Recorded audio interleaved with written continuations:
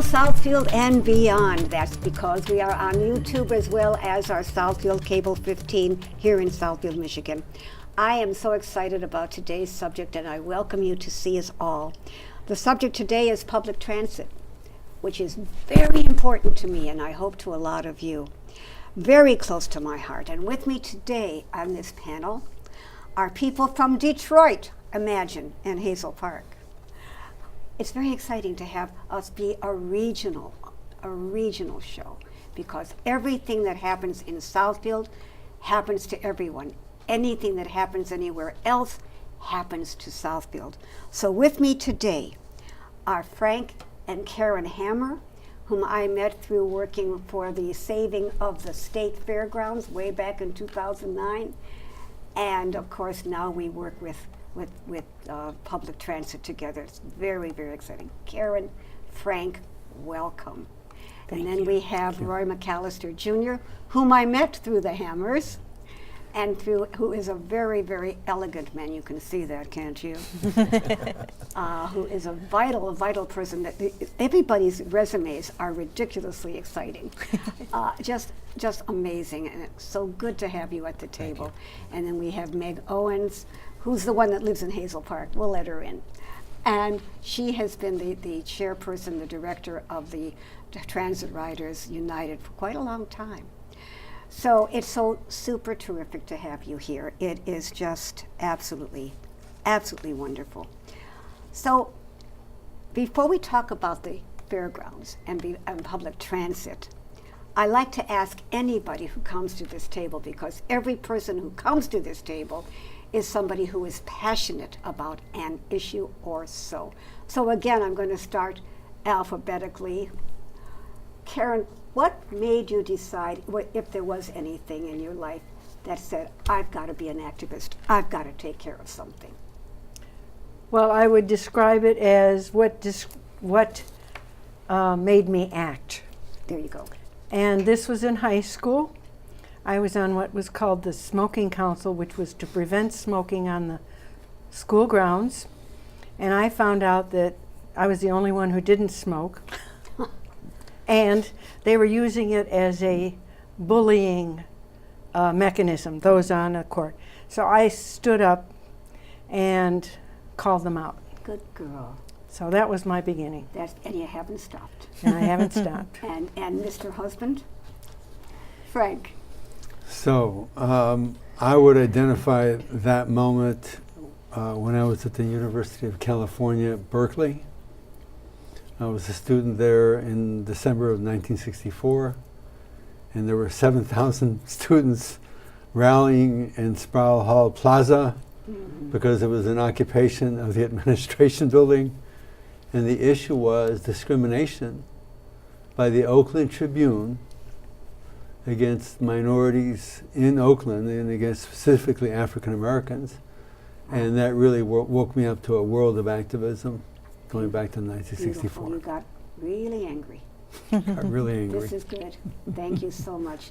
Rory, what about you? I would have to say it started probably in high school. I graduated from Detroit Mackenzie High School, and we had a sit-in. And I participated in it. But I really think that it really came out back in 1988, and when I had the pleasure of meeting some of the members of then the Detroit City Council and their caring efforts that they cared about the community.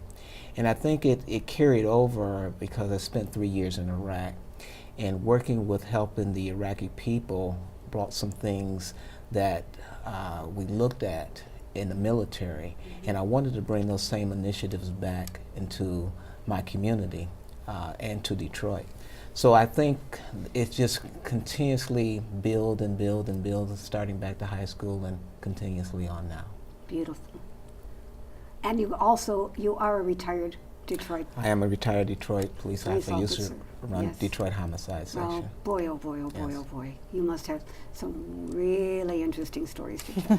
There's just a- At another time. Yes, 'cause that's fascinating, because I'll just divert a little bit, because I am so wacko crazy wild for our police and fire department here. And so when I meet somebody who was with another city, I love to compare, at least ask questions. So that'll be another time. Okay, thank you. But thank you so much. Thank you. Meg. I decided pretty young that I was going to dedicate my career to social change advocacy, and I do think it was my parents. My dad very much loved nature and swimming and camping and the outdoors, and my mom became a bit of a late in life activist. But I wouldn't necessarily remember as a kid what she was off doing, but I remembered that my mom had to leave the kitchen table, had to leave dinner because she was off to save the world. And it may have been women's rights, it may have been nuclear disarmament, it may have been other very important issues, but that drilled into me at a very young age that an individual can help save the world. And so I decided my goals in life were to see the world, save the world. That's a at very 12, I set that goal and have been working on it ever since. Good for you. See, that's why, seriously, that's why I love meeting people like you, because you care. You seriously care. And I'm actually prejudiced against people who don't care. It just is. So let's talk about, public transit. I've got to say that I grew up in an urban city. I grew up in Cleveland, and, buses, streetcars, the rapid transit, this was a way of life. And even on the road, when my twin and I were traveling all over the place, and we were in other cities, and it was just so normal to have public transit. And then we landed here, my husband and I and our daughter landed here in Southfield, Michigan, and I thought I had gotten into a wilderness, because Southfield there was nothing. It was seriously nothing. And it just got to the point where I said, is this a city or what is this place? But so that's how I got interested in what is going on. And I knew that big auto companies had thrown buses off into Mexico, I think, wasn't that it? And I recall one year, I think it was 1989, the lodge was being repaired. So there was no way to drive a car. So both bus companies jumped in to help people who had to go back and forth to work for 1 solid year. I was in my glory. I could either take a Greyhound all the way downtown to my job, or I could take a bus downtown, and then the minute the lodge was finished, finito, no more public transit. So it's just so interesting that it's a history of this region that public transit doesn't really matter. So let's talk about what's happening now. Megan, can you start with True, with the current, with the RTA Sure. thing, their plan, which doesn't make a heck of a lot of sense to me, but what do I know? We'll get there. Well, I think you're right that compared to so many other metropolitan regions, the amount and connectivity of our public transit is so limited. There certainly are buses, and there's 100,000 people a day in our metro region who are able to take a bus to work or to school or to doctors or wherever else they need to go. However, there are so many tens of thousands, even hundreds of thousands of others for whom that isn't a reasonable choice, for whom it either would take hours and hours to get to their job, or their options just don't exist at all. I mean, everyone remembers the story of the walking man last year. Yes. Just to be able to get from his job from where he lived in Detroit up to his job, when his car broke down, he had to walk 21 miles every day to get to work, and he took buses, but they didn't get him where he needed to go when he needed to get there. And so that was just one example of the gap, the enormous limits that our public transit system has. But what's very exciting is this year we have a chance to finally start to change that. As you referenced, there's a new regional transit authority that came into place about 2 years ago.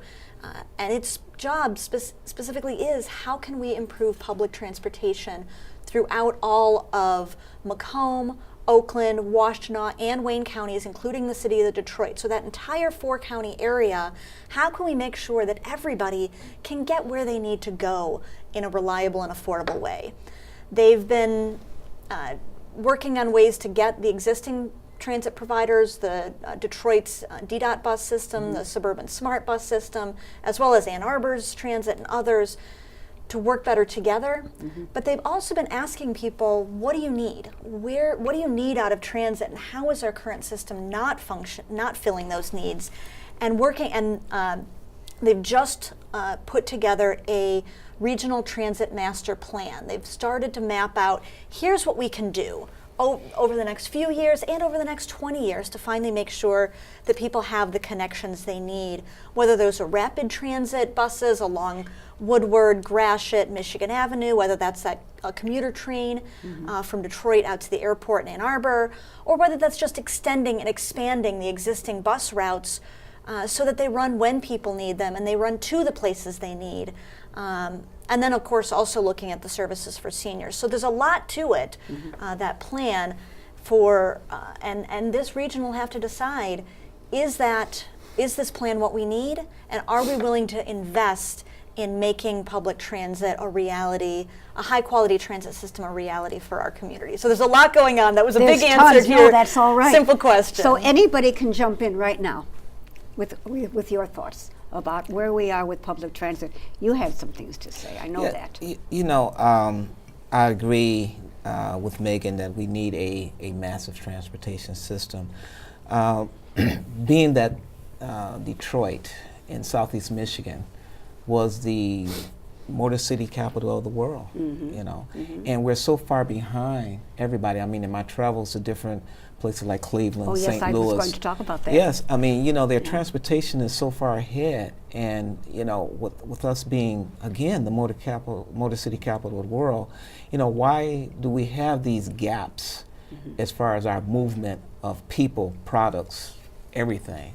And I look at, I say, well, we not only should have a transportation system that goes from the UP to the Lower Peninsula, from the city to the airport, but I also will love a transportation system that goes from state to state and eventually country to country. Because when you look at it, we're on a worldwide competitive type system now. And for us to be competitive, we have to start venturing out beyond the borders of Michigan and other, not only states, but other regions and other countries.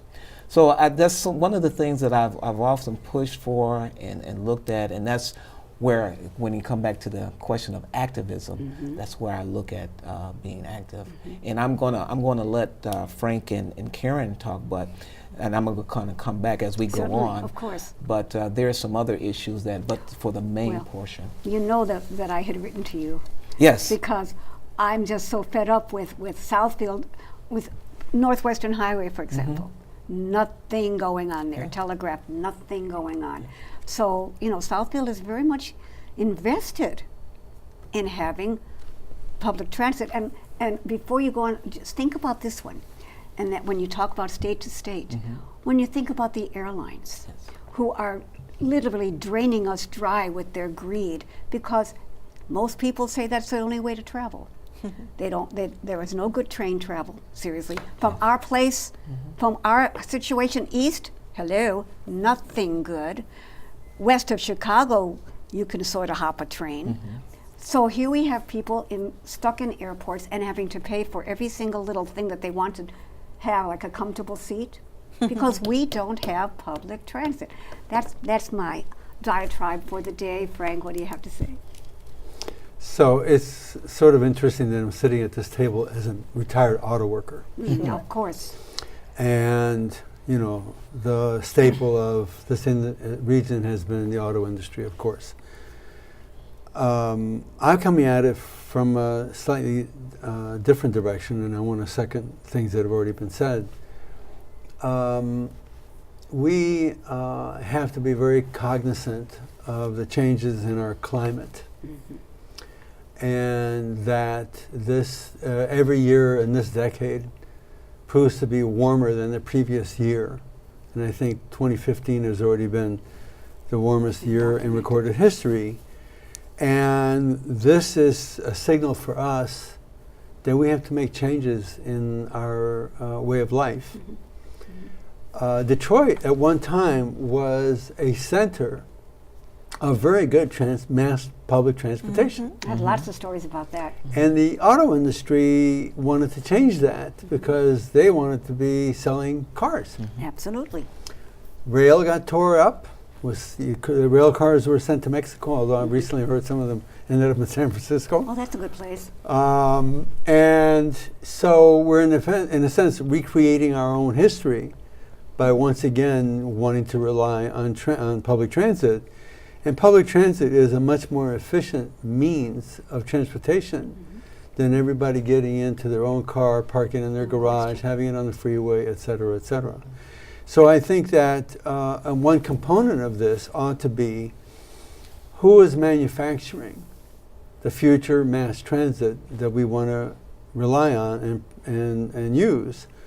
And isn't this a manufacturing center that has the skills and the wherewithal and the empty facilities where we can actually be manufacturing the future public transit that we need to rely on? No question. The same guys that are making the cars can make a train, You got it. can make a bus. Or buses. Or I said make a bus. Yeah. They Absolutely. already do. Well, yes, they should do more. Yeah.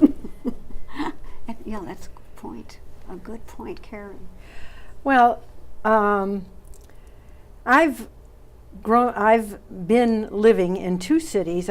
Outside when I grew up, I've lived in urban areas. And two cities, Boston and the Bay Area, Yes. I didn't need a card. That's right. And I didn't ride a car. So I don't need to be convinced about the accessibility that transit provides. The fact that global warming is very pressing and that we have the means in our state and in this area to manufacture these components is very encouraging. One thing that Megan mentioned about the ridership needs, I think that it's important for the regional transit plan to consider that. I think along with that are some other factors because the regional transit has to plan way in the future as to its long-term goals and not just once we get a few routes up. So that's going to affect the economy of the region, the state. And one thing that I've focused on is transit-oriented development. Yes, ma'am. It's been shown that once transit has been set up in an area, the economy increases for the dollars spent up 4 to 5 times. And we in Detroit, that would also mean jobs. And also in the Tri-County area, it would mean No jobs. question. And combine that with the manufacturing, this could set a tone in a good direction for the whole region. You bring up an excellent point there that Right. oftentimes when people think about public transit, they think, well, I don't ride a bus. Well, how does it impact me? Exactly. And I think it's so critical to remind people that transit impacts everything in our lives. Even if you don't personally ride it, somebody you depend on depends on transit. Maybe it's the person who makes lunch at your favorite restaurant. Maybe it's the nurse at the hospital who couldn't have gotten there. Maybe it's your kid's daycare worker. Everybody in our community needs to have transit options, but even more so, our economic vitality moving forward. As we've seen over the last decades, Southfield can't thrive without Detroit, Birmingham, that's right. Ann Arbor, all of these other components. We are a region. We need to be, as a metro region, a place people want to come and live and work and shop and play, and having those attractive transit options simply makes our region more attractive. That's, to me, one of the most And exciting. compelling points of having transit. I know I see your mind is going. Well, I was going to let you go, Yumi, but No, you that's know, all right. I just wanted to caveat off of something that you said and something Frank said. And we're talking about air transportation. If we look at what just happened this past week Oh, yes. with the Egyptian airline, Yes. and look at the long lines in the TSA. Exactly. And people are considering now, is airplane travel the best mode of travel? Exactly. So there has to be something that's going to have to take place on the ground level No question. as far as getting people from one place to another. And again, it goes back to the fact of not only within our region, state, as well as country. Absolutely. And Frank brought out the fact that these things, you know, life-changing issues, well, these things are changing our lives. And so therefore we have to start looking at, okay, what is the next feat for us? We have to start looking ahead. And I think it's coming forth as far as things that are happening around the world are happening is because of what is happening with airplanes. And transportation, as Karen stated, is going to be a very vital issue as far as moving people. And as Megan said, not only moving people, but moving goods. Exactly. Because we have to think about our foods and everything else, our building materials. So transportation, as far as movement, we have to have the roads, the right roads. Proposal. That's the other thing. Yes, proposal one, I mean, was turned down, but we still have this issue as far as our roads. Yes, indeedy. There was just recently a National Infrastructure Week to try to draw attention to some of these very core issues. If they work well, you never want to have to think about your water system, your roads, the buses or trains.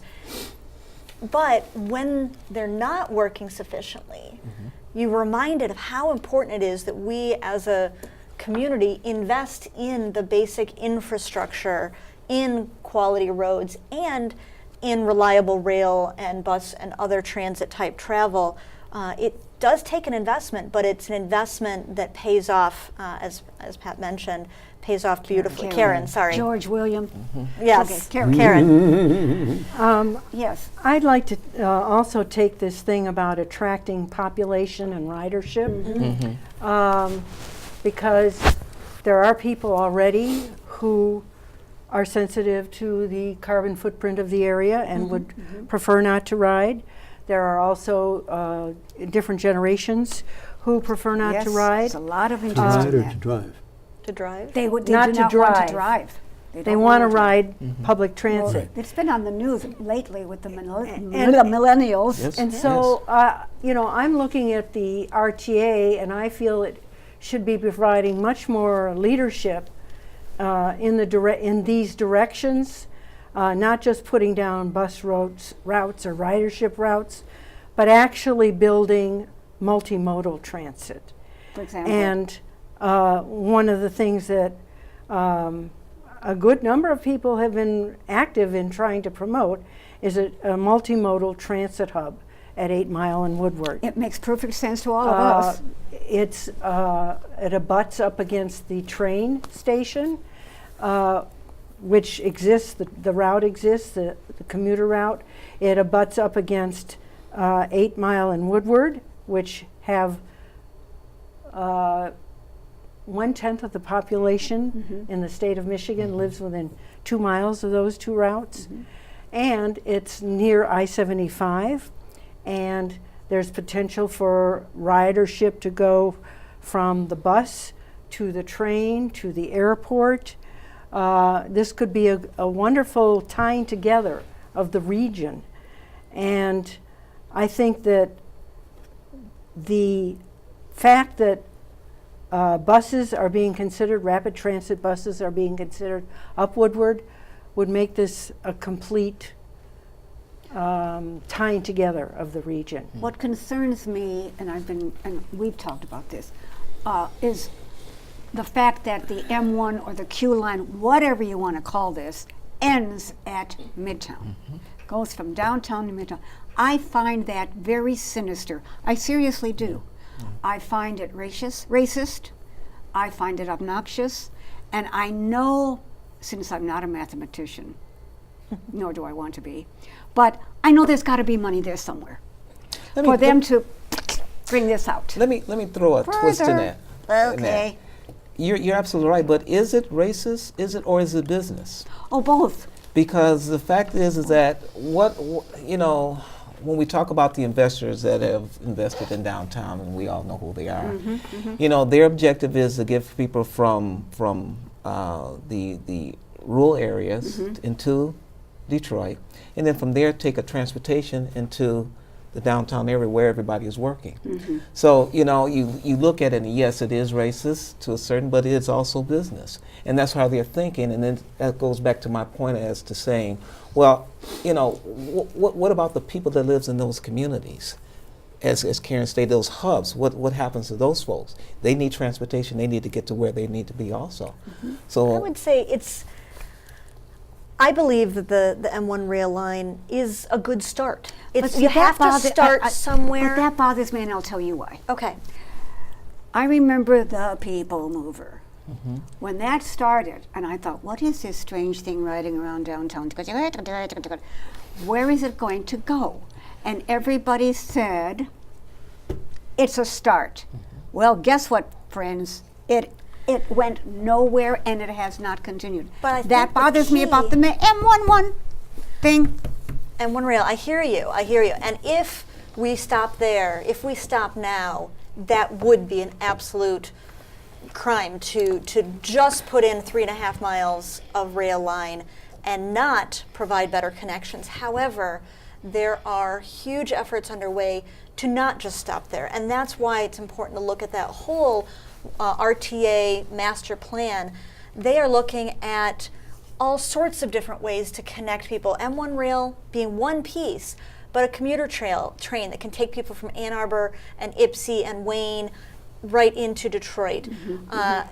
Rapid transit lines that would take people all the way from Mount Clemens or Pontiac or Dearborn and take them right into downtown, and to extend the bus lines so that areas like whether it's Novi or Livonia or Rochester, who currently have 0 bus transit options, have no ways to get around, will finally have some connections.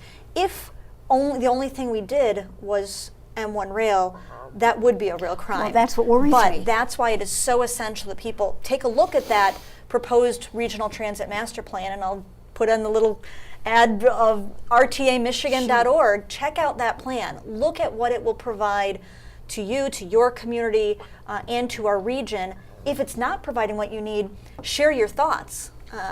But will they listen? Absolutely. They have built this plan off of public input over the last 2 years. Well, They heard a lot of input that people need to connect to jobs. So this plan really looks at where are the job centers and can people get there. Okay. They said, people said, we want to make sure our seniors aren't left stranded in their homes after they can no longer drive.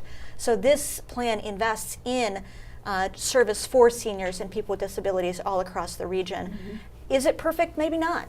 I think it could go even further. Well, it should. In my but world.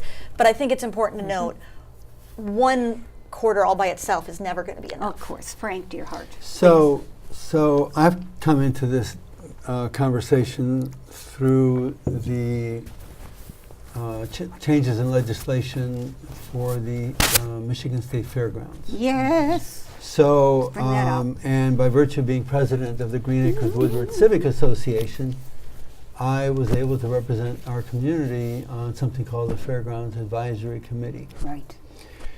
There was also another body of volunteers in the State Fairground Development Coalition that sought out community opinions about the future of the fairgrounds. We know about that. And what was phenomenal about that work was that the citizens combined efforts with landscape architects and came up with a configuration for the fairgrounds for really the economic transformation of Detroit. We just came out of a bankruptcy. Yes, we did. And has laid, conditions in the city have laid waste to great swaths of neighborhoods. So we're not just talking about transportation, getting people to work. we're talking about transit-oriented development to reinvent Detroit, to reinvent Yes. the region. Yes. And so what the community response in the State Fairground Development Coalition was saying is we need a multimodal transit hub at this historic center of Here. all of the state of Michigan Mhm.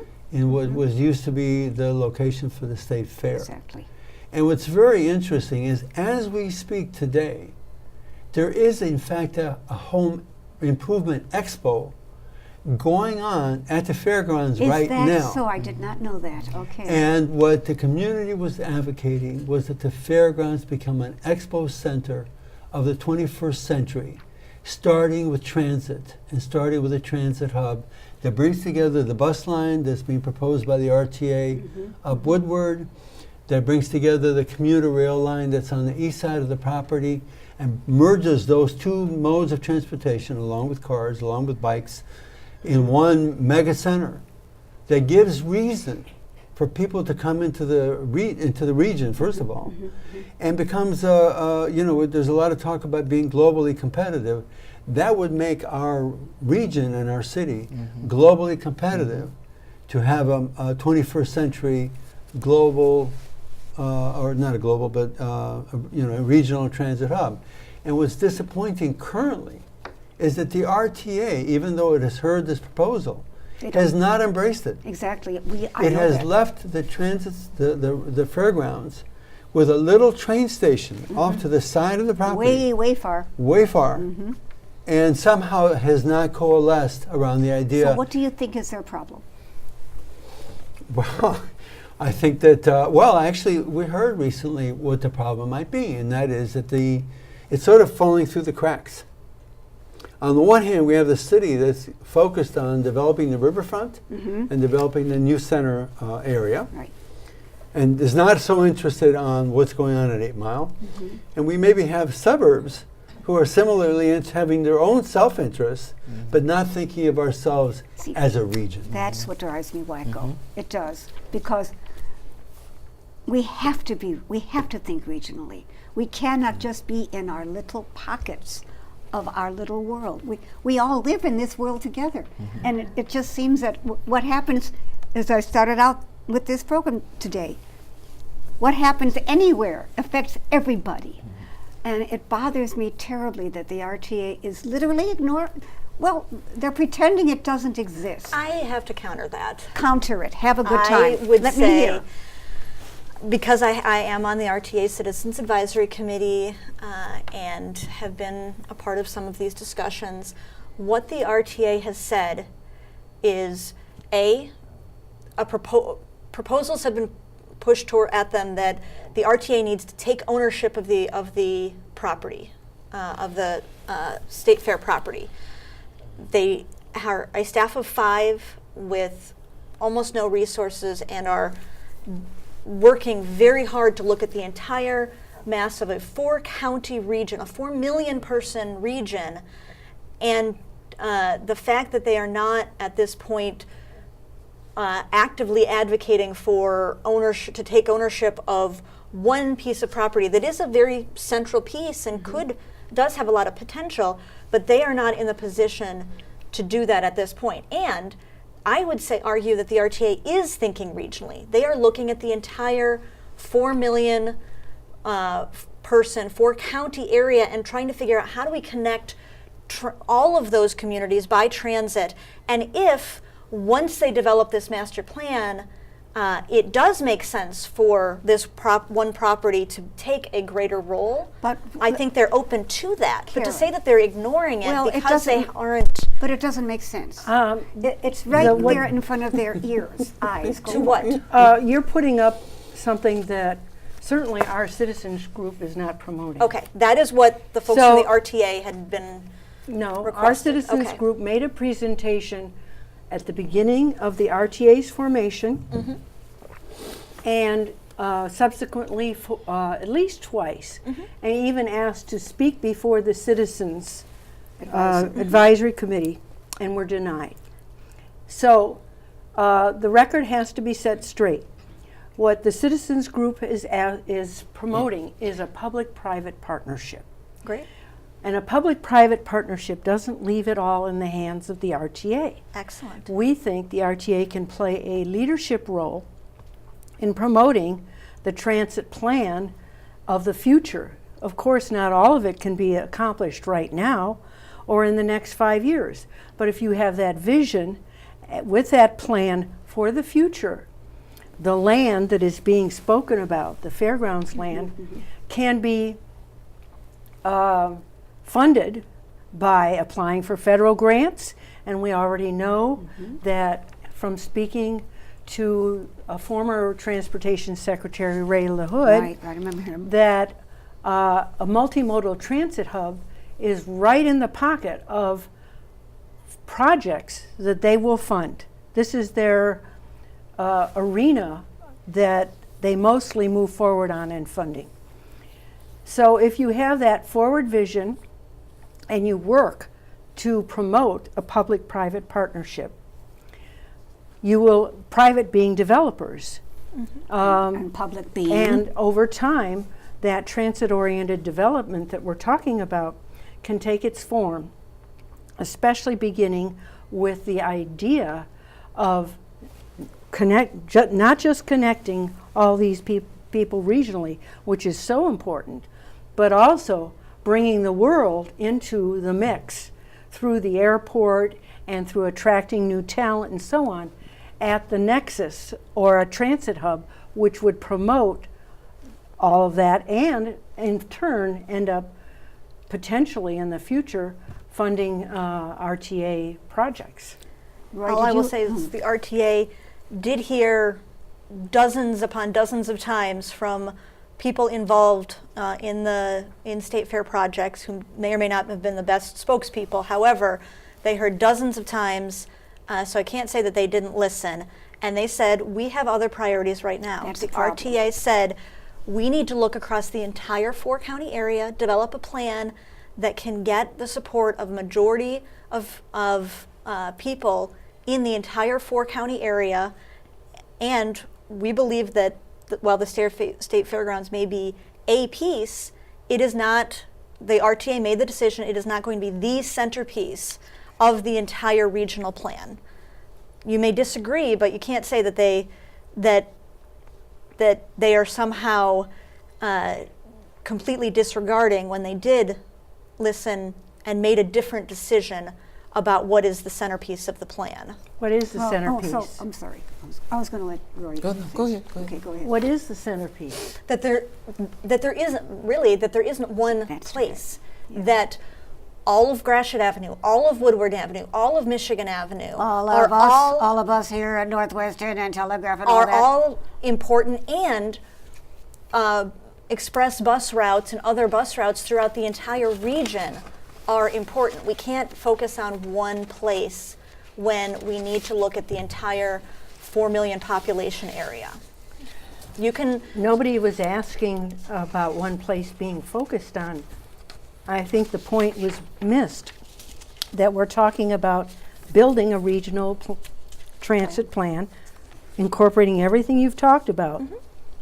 And what you're focusing on is the immediate buying in of the public that's going to vote on this proposal, which I support, trying to get them to buy in. But we're talking beyond that. We're talking a vision of how can the whole area become more transit oriented.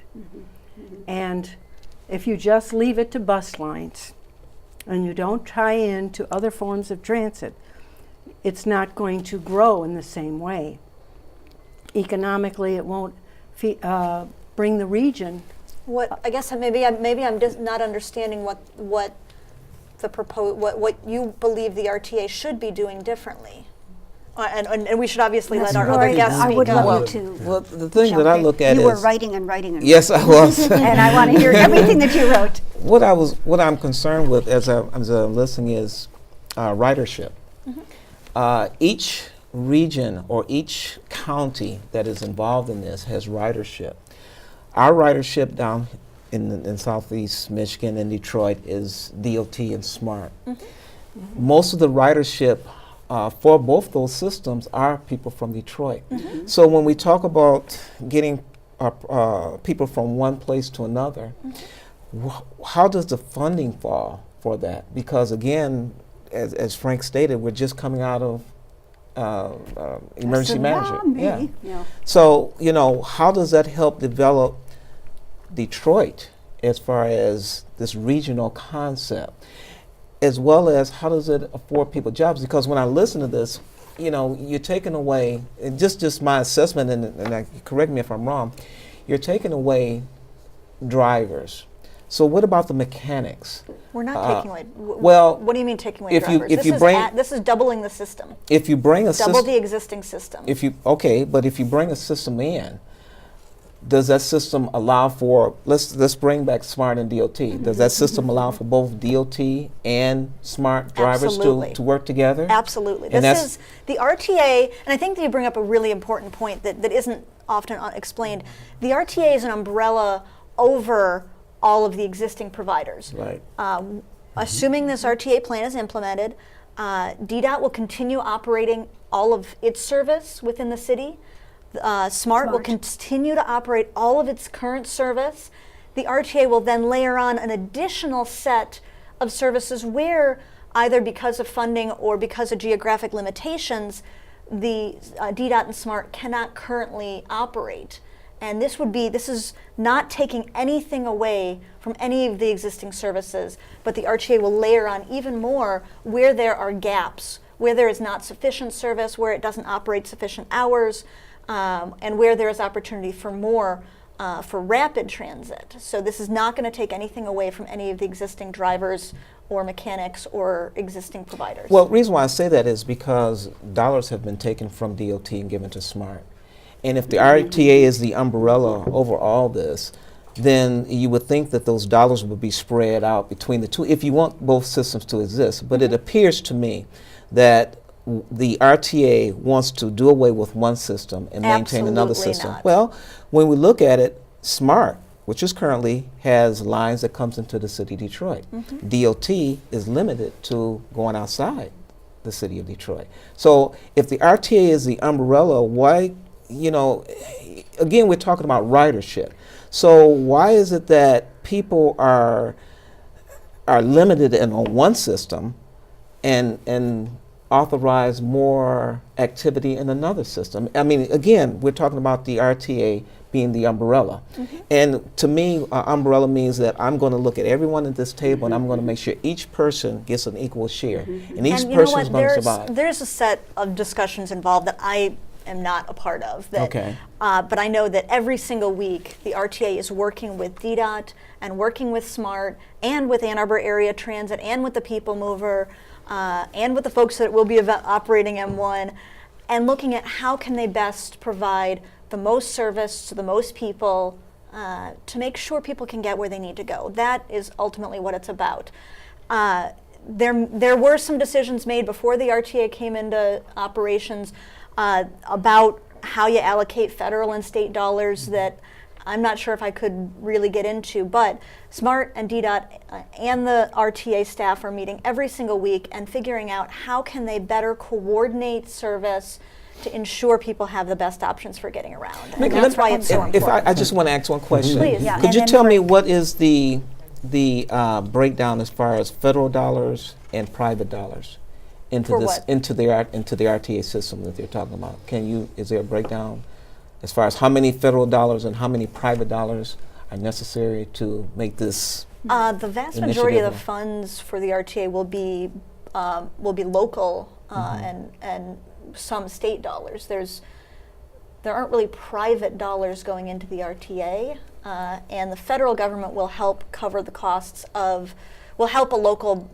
transit system buy new buses or build new infrastructure, but there's very little federal, so I guess I'm not quite following where you're going with that. Well, Oh, let I'm Frank. gonna let you Frank somehow. go. He Go may- ahead. may I want make to come a- back at it Sure, from from the another- perspective of where, yes, another angle. about the fairgrounds. And so when the developers, got the winning bid, and they showed their proposal to the Fairgrounds Advisory Committee. It showed a train stop at the southeast corner of the property, which is the State Fair Avenue and the train tracks. It showed a bus stop or a transit center stop at Woodward and State Fair Avenue. Right. And so you have one node of a terminal here, one train station over here, And you hop on your horse and to you're get there. wondering, gee, in the dead of winter when it's 15 below or 5 below, how are people going to go shopping and traverse and go from one to the other? And aren't we trying to bring this together? And aren't we Makes trying sense. to integrate these things? Right.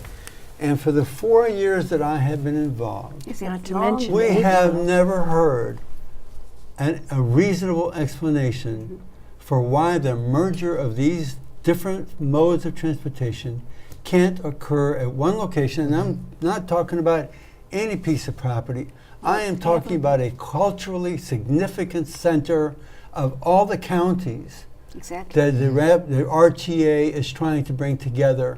And there is no more logical geographic center than the intersection of Woodward and 8 Mile at the corner of 3 counties Exactly. where this can take place. There's no And to question. this day, We have no answer. despite phenomenal community input, despite the fact that the community input, which is embraced in something called Meta Expo, has won an award from the Michigan Landscape, the Society of Michigan Landscape Architects. Yes. This was a perfect It has plan. continued to be ignored. This effort, this community effort, has not been up for any kind of award. True.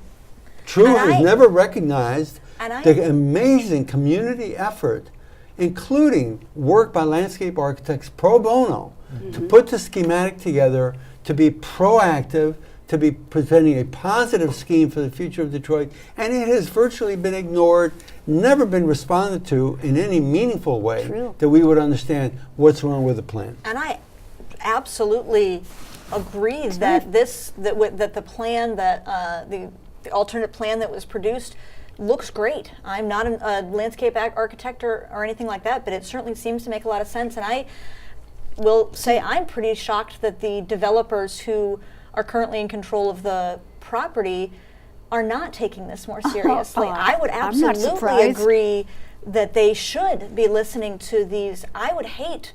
I live right by there. I Yes, have you sat do. there, sat at that bus stop in the freezing cold. One of you Yes. was mentioning standing. Who wants to walk through 5-degree weather? I stood out at the state fairgrounds with my 1-year-old for a bus that didn't show. Stood there for 45 minutes trying to figure out how do people survive this. But Yeah. I really very difficult. absolutely I agree with you that this property, the state fair property, should not be left to be some sort of gated exclusive community. It should be integrated into Nor should the it broader be a big community. shoddy, big box thing either. Exactly. I think that makes a great deal of sense. And so perhaps we can talk further about are there things that I can do to help advance that. I will say again, my focus is on how do we make sure we expand and improve transit through the entire region, and those shouldn't be conflicting. We have 5 They're minutes not. left, so I'm going to run around this table like a gazelle, and you try that yourself. If you had one thing, just think of one exquisite thing that you would do to make this a perfect plan. Just think about it for a second. Regardless of RTA, regardless of anything, if you had your druthers within a half a second, each of you, what would you do? I would work towards promoting a public-private partnership to focus on transit-oriented development for all the counties. Excelente.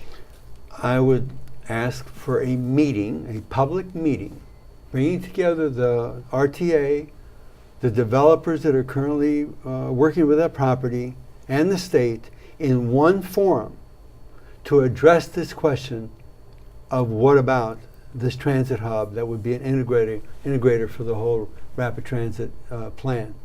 We have not had that public meeting, and in fact, on the contrary, we get sent from one to the other and then back and say, no, let's all get together and let's clarify. Can we have this? And if not, why not? Okay. One Right. transportation system that gets people where they need to be at the time they need to be there. Beautiful. That's bottom line. Beautiful. I like that. I like it all. If I ruled the world, yes, darling. If only we could make you Queen Uni, huh? Oh no, I don't need to be the Empress would be Empress, fine. Empress, excellent. I simply hope that everyone who's listening, watching this, and anyone else that we can reach out to, take some time to look at what the Regional Transit Authority is proposing, and see, how does this work? Is No, it wait going a to solve second. everybody's What problems? is your wish? Is that your wish? I asked you for your druthers. That everyone take a look at it, weigh in, and vote on November 8th. Okie smoky. I can't stand it. You are all, I knew you were going to be perfect. How? I just love this. I am so pleased. By the way, I have something to quick to tell you. Yes. Well, I noticed that you went to Northwestern University. Yes. So did my daughter. Okay. And now my grandson is starting there in the fall, so you Great know, alumni, yes. son, great minds, of course. I mean, I love you all, don't get me wrong. But I seriously, I thank all of you so much. We have had the most wonderful discussion. Thank you. In a comfortable, friendly way, even though I know our tempers get a little bit hot, but that's okay. We need to get these words out there. And I really, because as I said before, what happens to Detroit happens to Southfield. Exactly. All of us in Southeastern Michigan, we matter to each other. And I want us to keep on caring for each other. And I thank you all. I cannot believe how wonderful you are. I really do. And I thank Cable 15 people, of course I do, for making me look good. Mwah! Yes. And I thank all of our Southfield employees for making Southfield look good. And remember, everybody, all over, we're on YouTube. You have no excuse for not watching us, none whatsoever. Keep on talking to each other. We need to communicate. Mwah! Take care.